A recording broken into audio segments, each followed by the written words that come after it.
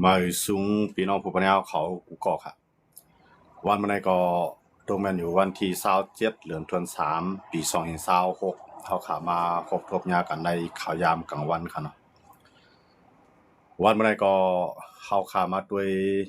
ลอกเด่นการเมืองการซื้อของประธานาธิบดีโดนัลด์ทรัมป์ผู้นำเมืองอเมริกันครับเนาะลอกลายเรียนการซึกการเมืองของมันได้ว่าเป็นอันดีส่วนใจว่าอยู่เฮ็ดอยู่เลยวันนั้นล่ะเนี่ยเฮาเข้ามาด้วยหลายวันปวนมาจอมจึงโดนัลด์ทรัมป์ไล่ปืนผาว่าตีปันข้าวยามอิหร่าน48ชั่วโมงสังเกตว่า48ชั่วโมงถึงยาวแลอิหร่านอำถอยอันกว่ายิบกุมกำตีปางหลายฮอมุดนั้นอเมริกันเตยาลู่เลียวเปียดอันเป็นโครงสร้างไฟฟ้าของอิหร่านตั้งเสียงเนี่ยอันนั้นก็ไล่หลอกไว้ครับเนาะก็พอถึงมา48ชั่วโมงยาวซ้ำอเมริกันประธานาธิบดีโดนัลด์ทรัมป์ซ้ำขึ้นลัดแทงว่าย้อนเลยอิหร่านย้อนอุบมาแลมีลองอุบกันหลายๆซื้อหลายลองอุบกันมีลองคืบหน้ามาย้อนนั้นสิได้ตีปันข้าวยามอิหร่านแทง3วันเฮ็ดอันนี้ก็เพราะว่า3วันนี่แหละปางหลายข้อมูลนั้นไปถอยคือไปเลียนไล่อเมริกันได้ขึ้นมาตึกยื้อแบบโครงสร้างไฟฟ้าของอิหร่านตั้งเสียงอันนั้นก็เป็นลองหลอกหยอกไว้ก็ว่าก็น่าถึงมาวันที่3ยาวขึ้นลาแทงว่าปันแทงคาราง5วันพอถึง5วันยาวอิหร่านได้อำไปปล่อยให้ปางหลายข้อมูลอันให้เลือให้คือต่างน้ำมันให้คือต่างคู่ของต่างหลายนั้นเรียนไล่รอดแล้วบ่ได้จึงอเมริกันเตมาตึกยาแบบไฟฟ้าของอิหร่านและโครงสร้างพลังงานต่างเสียงเนาะแต่มันจังว่าลองไฟฟ้าเนี่ยลองน้ำเนี่ยกูซื้อก็ลองคั่นเนาะอเมริกันเตมายื้อแบบตึกแบบก็ได้ถึงมา5วันก็ซ้ำขึ้นเรือนมาแทงตีปันแทงข้าวยาม10วันอันนั้นเป็นนอกรายเรียนของประธานาธิบดีโดนัลด์ทรัมป์เพิ่นได้ว่าเป็นก้นลงรัดความเปลี่ยนความเป็นประธานาธิบดีหมายหนึ่งของกัมพูชาให้สังแลรัดความอำต้องความล่ะบางก็ได้ว่าจังได๋ทั้งวันคั่นเนาะกวยการรายเรียนของมันนั้นมันก็เป็นอันลีสนใจไว้ที่ๆครับก็ในมันก็เลื่อนก็แทงปันข้าวยามแทง10วันย้อนเปออิหร่านเขาทุกย้อนมายาก็ตาได้อุบโอ้กันนั้นก็มันมีรองคืบหน้าหลายชื่อหลายรองอันนั้นก็อิหร่านเขาปันมาของตอนของฝากอันมีกาใหญ่คันลงโดนัลด์ทรัมป์ก็ขึ้นปืนเผาว่าแท่งว่าเลื่อนออกบันแท่ง10วันต่อถึงวันที่6เดือน5เนาะเพิ่นตั้งท้ายของว่าเดือนเมษายนเนาะเดือน5เดือนเดือนธันถึงวันที่6เนาะเดือนธันวาคมครับเนาะก็ในเลื่อนกว่าถึงวันที่6เตรียมตึกร่างกลางหาวก็ยาวตั้งดีไลก็เสียมว่าลองไฟฟ้าเนี่ยลองซึกเนี่ยลองคือเนี่ยอเมริกันเนี่ยกึดยึดไว้หมดเตรียมตึกกำในเหลือนั้นก็เฮ็ดคอตกเฮ็ดคอแลกเฮ็ดคอแลกลายออกมาเฮ็ดคอแลกปิ่นเนาะออกมาตา15ข้อใน15ข้อนั้นก็อิหร่านก็พับก็กำในอิหร่านก็มีแทง5ข้ออันเตแลกลายตั้งอเมริกันก็ในอเมริกันก็พับก็เนาะตั้งสองฝ่ายในต่างฝ่ายต่างอำพับข้อต่างยืนย้อนกันก็อเมริกันซ้ำว่ามื้อเร็วในตั้งฝ่ายอิหร่านเขาในพร้อมตาได้อุบยาวลองอุบโอ้กันก็มีลองคืบหน้ามายาวเฮ็ดอันนั้นแหละอเมริกันเขาก็เหมือนเช่นประธานาธิบดีโดนัลด์ทรัมป์นั่นคั่นน่ะเนาะแล้วเพราะว่าปันข้าวยาม10วันแลอำไปมีลองแลกลายอำปล่อยให้คือในเรียนง่ายลมใจได้ก็ตีขึ้นส่งอิหร่านในลงอะไรอันนี้โดนัลด์ทรัมป์ก็ว่ากันนะประธานาธิบดีโดนัลด์ทรัมป์ว่าได้ส่งอเมริกันลงอะไรเนี่ยน่าจะได้ปันข้าวยามต่อถึงวันที่6เดือนหน้าเนาะเดือนเพิ่นเรียกว่าเป็นเดือนธันวาคมของลุมฟ้านะครับเนาะก็ในประธานาธิบดีโดนัลด์ทรัมป์ว่าอเมริกาในอิหร่านในปันของตอนของฝากอันกาใหญ่คันโดงว่านั่นก็หมายถึงว่าสิประธานาธิบดีโดนัลด์ทรัมป์ใจอิหร่านถอยภายใน5วันนะครับเนาะกำไรก็อิหร่านนั่นก็ถอยก็ว่าเนาะค่อยก็ปล่อยคือในเรียนมา คือในเรียนมาคืออันต่างน้ำมันในค่ะเนาะในนั้นก็ได้ป้าคือไทยอยู่ลำนึงหรือนั่นก็ได้ป้าแทงคือต่างเมืองซื้ออันต่างน้ำมันมาค่ะเนาะกำในก็อีหลานได้ปล่อยรถมาปล่อยเรียนไรในปางหลายข้อมูลต่างหากเนาะก็กะอันเป็นคือของอิสราเอลเลยอเมริกันได้ก็ไปฮัดแดนมานั่นก็อาจจะเป็นคือต่างเมืองเนาะเป็นคือต่างเมืองมันจะหนังไทยเขาในมันจะหนังปากีสถานเขาในเคเขาในรัสเซียเขาในซึ่งก็เรียนเลยมาก็ในอันในประธานาธิบดีโดนัลด์ทรัมป์ว่ามันเป็นย้อนอเมริกันในความยิ้มแย้มอิหร่านเลยอิหร่านได้ปล่อยมาเป็นของตอนของฝากตอนดักก้นลุมฟ้าเพราะเตมีลองตุ้มตื้อการใช้ตื้อน้ำมันในฮะเนาะนั่นก็เลื่อนออกมาปล่อยคือออกมาก็ในทางตั้งนึงในอเมริกันในห่างแฮนแทงแฮงซึกเนาะมื้อเร็วในได้ห่างแฮนมาอยู่แทง3เฮงก็3เฮงก็ในที่เป็นซึกหน่วยคอมมานโดแล้วก็เป็นซึกอันขี่จ้องลูกเรือเครื่องบินลูกเรือกลางฮาวขี่เครื่องบินปล่อยลงมานะครับเนาะนั่นก็จะเป็นคือเป็นของว่าซึกจ้องที่ปล่อยมาทาง3แห่งเกาะก็ในบ่ทั้ง3แห่งเกาะเลยทั้งแห่งซึกอันมีไว้อยู่ดังอ่ามีไว้อยู่ที่เมืองโอมานมีไว้ที่เมืองกาตาร์แล้วก็มีไว้อยู่ที่เมืองอียิปต์แล้วก็มีไว้อยู่ที่เมืองจอร์แดนมีไว้อยู่ที่เมืองคูเวตมีไว้อยู่ที่เมืองบาห์เรนแล้วก็มีไว้ที่เมืองซาอุแล้วก็เมือง UAE ทั้งบ่ทั้งเสียงแล้วก็มีที่เมืองอิรักที่มีอยู่เก้าเมืองค่ะเนาะในแห่งซึกเก้าเมืองในที่มีซึกอเมริกันอยู่มอก 50,000 เกาะเนาะ 50,000 ถึง 60,000 เกาะค่ะเนาะทั้งบ่ทั้งเสียงในมันก็อันที่ส่งเข้ามามั่งกับในสังเกตว่า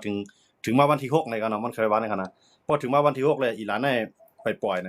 ห่างแฮนซึกไว้ตามอก6ถึง 70,000 เกาะอันนี้ก็พร้อมตาได้ตึกซิมอิหร่านเลยส่งอิหร่านลงอะไรเนี่ยโดนัลด์ทรัมป์ก็ห่างแฮนไว้ลงในกันเนาะนั่นมันเปลี่ยนอันดีสนใจว่าการหลอกก็ว่าหยอกก็ว่าพอมาด้วยในกันนำในการหยอกของโดนัลด์ทรัมป์เนี่ยมันไกลเปลี่ยนมาลองเตะเฮ็ดจังเลยครับว่านั่นล่ะเนี่ยมื้ออันตั้งมื้อปังตึก12วันพวกพี่น้องเขาติดตามด้วยก็ได้คู่อยู่ว่าในข่าวยามอันที่อิสราเอลและอิหร่านตึกโตกันเฮายังมื้อนั้นป้าอเมริกันเข้ามาตึกซอยครับเนาะอเมริกันได้ก็ใจเครื่องบินมันมาตั้งบ่ตั้งเสียงปาก25ลำมาให้มื้อกว่ามากลางค่ำมื้อกลางในแค่ว่านั้นครับเนาะพวกมันมาให้มื้อกว่าในกับในมันก็ปืนเผาว่ามื้อแล้วในโครงสร้างนิวเคลียร์ของอิหร่านก็เดียวหมดแล้วอิหร่านเนี่ยมีเฮียงแต่เฮ็ดนิวเคลียร์ได้แท้งยอกำในอิสราเอลก็หลวงป้อมกันายอิหร่านก็กึดเลยเฮ็ดไหนก็มาปืนเผาเมื่อนั้นได้อิสราเอลก็ไปฮู้โตอิหร่านก็ไปฮู้โตทั้ง2ก้อนในตึกมังกันหาวแฮงอยู่คั่นเนาะกำในโดนัลด์ทรัมป์ว่าอิหร่านได้ทั้งอิสราเอลก็ในไล่ตกลงทั้งเฮาอย่าว่าเขาได้กึดปังตึกดอกกันกำในอิสราเอลก็มาปืนเผาว่าเฮาไปไล่อุบลองตาได้กึดตึกกำในอิหร่านก็ว่าเฮาไปไล่อุบสังกันตั้งอเมริกันอย่าก็ไปมีลองตาได้กึดตึกกันกำในโดนัลด์ทรัมป์ว่าป้ออิหร่านกึดอเมริกันที่เขาตึกแทงก็ในป้ออิสราเอลกึดอเมริกันเต็มซอยอิสราเอลกำลือสุดมาทั้ง2ก้อนในกาเลยกึดค่ะเนาะทั้ง2ก้อนในกาเลยกึดกว่าในปังตึก12วันที่ป่วนมามื้อปีกายค่ะเนาะอันนี้มันเป็นการหยอกกันเต้ๆในทั้ง2ก้อนไปฮู้โตครับก็กะโดนัลด์ทรัมป์ในมาลาต่างๆว่าเขาตกลงกันว่าเขารับปากเขาอยากเขาตกลงนะเขาได้กึดตึกเอาในคั่นเนาะก็กะว่าทั้ง2ก้อนได้ไปฮู้โตก็กะกำลือสุดมาเนี่ยโดนัลด์ทรัมป์ก็มันอยู่เปรียบไผเปรียบปูนนี่ก็พวกอิสราเอลกึดก็เฮาก็เตรียมจอยพวกอิหร่านกึดก็เฮาได้เข้าตึกแทงดังว่าเอาทั้ง2ฝ่ายมีไว้ทั้ง2ฝ่ายกำลือว่าทั้ง2ฝ่ายก็เหมือนจังนั้นก้อยทึกงาน2ตัวต่อกันนะครับเนาะก้อยกาต่อซาได้ไปมวดเขาตึกไขมังกันเนาะแฮงก็ไปเสี่ยง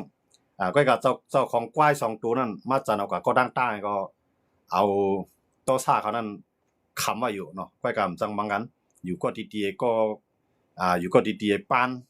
ต่อกันนะครับเนาะมันใครก็หลายนั่นครับเนาะเหมือนตั้งเฮาขาอยู่กุดแยกมันโปรแกรมในก็โดนัลด์ทรัมป์ก็ว่านั่นนะเมื่อตั้งในว่าเช้าเมื่อตั้งในว่า48ชั่วโมงใส่มาทาง3วันเฮ็ดมาทาง5วันมื้อเหลือในเลื่อนเข้ากับทางเนาะเฮาว่าค่ายยามกับทาง10วันเนาะ10วันในมันลาดว่าโดนัลด์ทรัมป์ในลาดว่าลองอุปกันจังนั้นก็เลยขอตกลงกันนำในอันเป็นปากีสถานในเข้ามาอยู่วงกลางมันปากีสถานในดังอียิปต์คั่นเนาะ2เมืองในมาอยู่วงกลางมันปันตาเดเอาให้ตั้งตัวแทนอเมริกันเลยตั้งตัวแทนอิหร่านมายากกันนะเนาะกำในอันนั้นก็เป็นรองอันหลากหลายนึงเนาะที่ก้อยกับอิหร่านได้ไปรัฐว่าไปยอมรับเพื่อการแนวตั้งการเมืองนั้นได้โตหน้าก้นดังนำได้เลยรัฐแข็งไว้ได้ที่คั่นเนาะซึ่งอันนี้ป้อมรัฐแข็งในเพิ่นได้ฮู้ว่าเฮาอ่อน เนาะรัดแข็งไว้ก้อยก็ตั้งหลังในอุกันโดนัลด์ทรัมป์ว่าอิหร่านเนี่ยมันอันเขาย่อมก็ย่อมนำมาว่ามื้อเดียวใน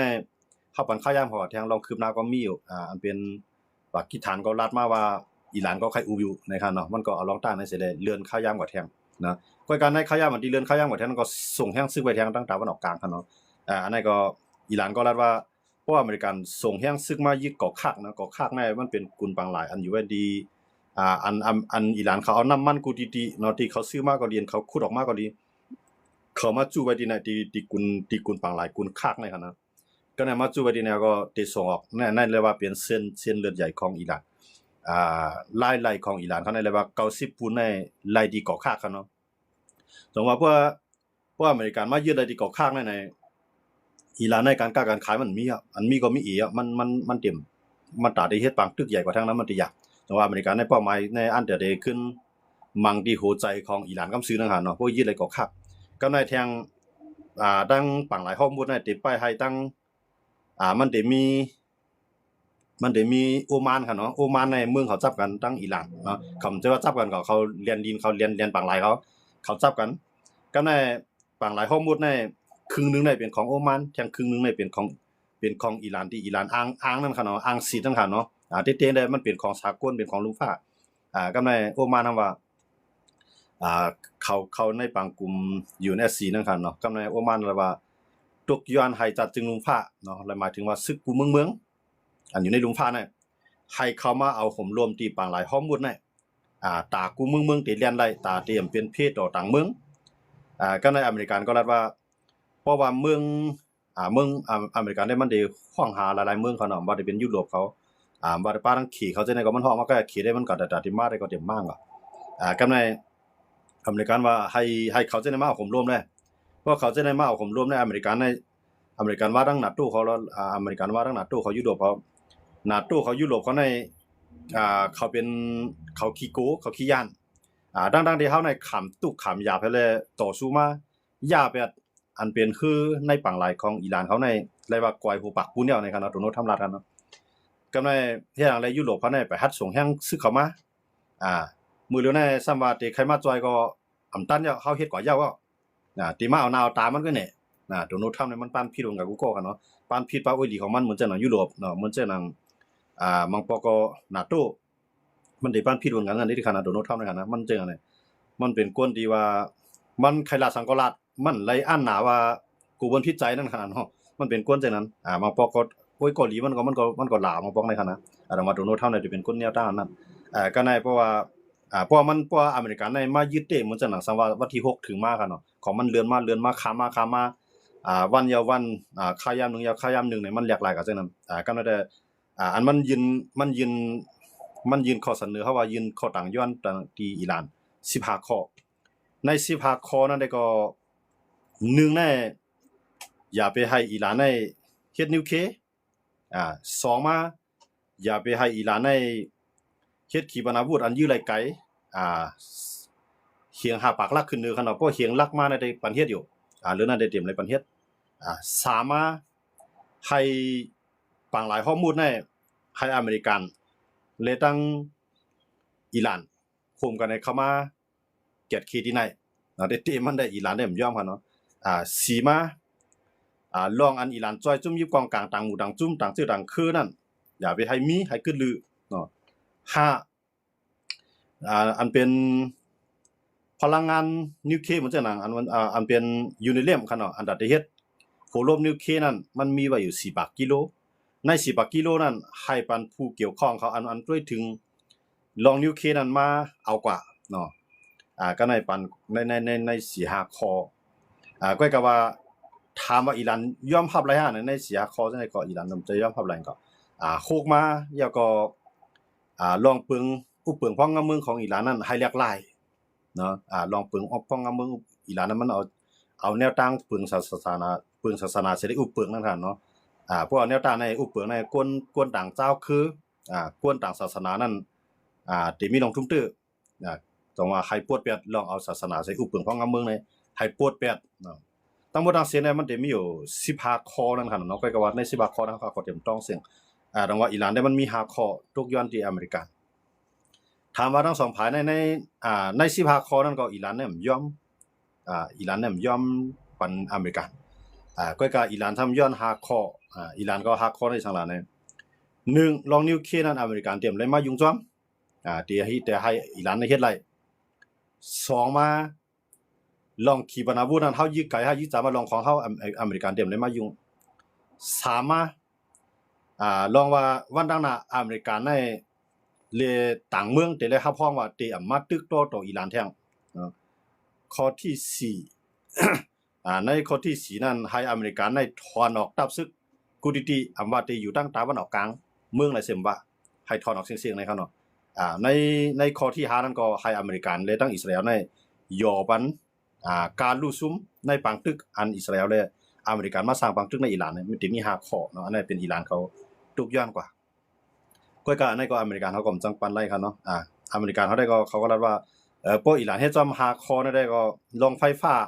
เช่นในอเมริกันได้มาจ่อยเนาะไฟฟ้านิวเคลียร์นะครับนะผมชื่อว่าอาวุธนิวเคลียร์ก็เป็นไฟฟ้านิวเคลียร์พลังงานนิวเคลียร์นะครับเนาะอันจะได้เฮ็ดไรก็ในอเมริกันก็รับว่าที่เขามาจ่อยแล้วก็ที่มาพวกป้องในเมืองอิหร่านก็อิหร่านในก็ยอมรับลองอันอเมริกันเสนอไว้ต่อหน้าคนดังๆก็มันยอมรับกันเนาะก็การรับหลังได้เข้าอุปกันจังหือได้ก็ฮู้ไรครับเนาะเพราะมาด้วยโดนทำเรื่องวันนึงอย่าวันนึงได้มันแลบมีลองอุปกันไรก็ในมันได้มีทางอันอเมริกันและอิสราเอลเขาตกลงกันไรเตปล่อยไว้ผู้นำอิหร่าน3ก็ตา3ก็น่ะเตรียมยื้อตายเตไปเอามาเปลี่ยนตัวอุปแทน1พ้องต่างนอกเมืองอิหร่านก็มื้อเหลียว2มาอันเป็นประธานสภา2ก็เนาะประธานสภา3มาเนี่ยประธานาธิบดีนะมื้อเหลียวเนี่ยที่เขียนไว้เขา3ก็เนี่ยที่ไปส่งเมืองอะไรนะตรงนั้นได้โดนัลด์ทรัมป์เขาอิสราเอลเขาว่ากันเนาะที่ปล่อยไว้ใน3ก็ในถอนออกในรายชื่ออันเตฆ่าตายไปตั้งนานในถอนออกไว้ป้าเขาเอาในคั่นเนาะตัวให้เขาลาสังก็ลาดกว่าตัวให้สังก็เฮ็ดตัวให้เขาเฮ็ดสังก็เฮ็ดกว่าก็เอาไว้เป็นตาอุบเนาะอันนั้นปันข้าวยามถึงวันที่10เนาะในเขา3ก็ในคั่นนะเตรียมยึดตายก็หรือนั้นได้เหมือนจะนางโมตตาปาโมตตาปาคาเมนีอันเป็นลูกชายอายะดอลลาห์คาเมนีนั่นได้อยู่ไว้ในตารางหนังม้าค่ะเนาะตอนตาได้ฆ่าตายได้ป้าไว้ในตารางมันน่ะอันนั้นได้คำถอนบันค่ะก็เขาถอนออกได้เหมือนตามเมืองต่างเนี่ยมันได้มีพ้องต่างนอกเมืองเกาหลีประธานสภาเกาหลีประธานสภาในใต้ในห้องวันนายการค่ะเนาะประธานสภาเกาหลีผู้นังจึงเนาะผู้นังจึงผมใจผู้นังเรียกว่าผู้นังจึงเนี่ยเนาะว่ามันจะว่าบนเมืองไทยในบนห้องประธานสภาเนี่ยมันใหญ่เหลือเกินครับเนาะมันในสภาเขาว่าเนาะก็แล้วก็พ้องต่างนอกเมืองอันใน3ก็ในที่เขียนไว้นะที่ยึดตายอันนั้นก็อันมีตารางว่ายึดเดียวตายไปนั่นได้เขาถอดออกในตารางหนังหมาไปแล้วนะครับเนาะอันตึกใส่ไว้ในตารางหนังหมาได้โมตตาปาคาเมนีอีได้ตึกอยู่ไว้ในตารางหนังหมาเน่าอยู่ครับนะตอนจากนั้นตอนได้ส่งเมืองตู่เมืองเน่านะครับเนาะเมืองนั่นได้ก็ตึกมีไว้ในตารางอยู่ครับเนาะก็กับมือว่านแฮมอิสราเอลแฮมก็ยื้อแบดอันเป็นผู้นำกุมกำเขามาภายทั้งคือนะครับเนาะในคือตึกทั้งหลายเนี่ยมันเป็นหมายนึงนะมันเป็นผู้นำสูงสุดในภายซึกเนาะเพราะว่าซึกของเพิ่นเนี่ยเพิ่นมีซึกเพิ่นเมืองเพิ่นกรุงเมืองคั่นเนาะเพิ่นได้มีซึกกลางหาวในซึกในซึกเนลินเนี่ยเพิ่นได้มีไว้3ตับเนาะตับมันแสดงว่าทหารเรือทหารบกทหารอากาศเนี่ยเพิ่นได้มีไว้จังได๋อันนั้นได้อันเป็นซึกอันเป็นหัวหน้าสูงสุดซึกนั่นได้อิสราเอลก็ส่งเมืองอะไรทั้งก้องคั่นเนาะอันนั้นก็เป็นผู้นำสูงสุดอันในภายคือคั่นเนาะอันนั้นก็ส่งมือกว่ามือว่าส่งมือเมืองตู่เมืองเนาเนาะส่งเมืองตู่เมืองเนาก็นั่นก็อิสราเอลนั่นได้มันได้มังไว้จังได๋ที่กันเนาะมังไว้ตู่เตี้ยนจังได๋ที่แต่ว่าก็นั่นเขาจังได๋ก็อันเป็นผู้นำอันเขาเอาออกถอนไว้รายชื่อตาได้ส่งมือตาได้ส่งตายนั่นค่ะเนาะตาได้ยิตายไปนั้นเขาถอนออกไว้3เกาะนั่นได้3เกาะนั่นได้ไว้ตอนตาเอาอุบก้อนนึงในมันเป็นก้อนนึงในมันจังว่าประธานนั่นน่ะเนาะประธานเป็นนายกของสภาทั้งสิ้นก็การไล่รัดได้แข่งนะครับนะประธานสภาก็ในก็ไล่รัดได้แข่งน่ะได้เตียงก็ลีส่งเมืองอะไรก็นะก็รับหลังแน่มันซ้ำอุบเป็นทางเมียงก็ต่อหน้าคนดังนำในมันได้ไล่รัดแข็งไว้เบิ่มรัดแข็งไว้ในเหมือนจะหนังจุ่มRIGC เขาซ้ำเต็มปล่อยไว้นะฮะเนาะจุ่ม IRGC เนี่ยมันเป็นตับซึกก็เป็นตับซึกตอนตาอายะตะลอเลยตับซึกเกียรติศาสนาเนาะบ่มาแตกกันก็เหมือนเจ้าหนังเขาได้แตกกันในพี่น้องเจ้าคือเปล่า เหมือนเรื่องหนังกุยเย็นเล่นะครับเนาะกุยเย็นเล่นั่นมันได้มีชื่อ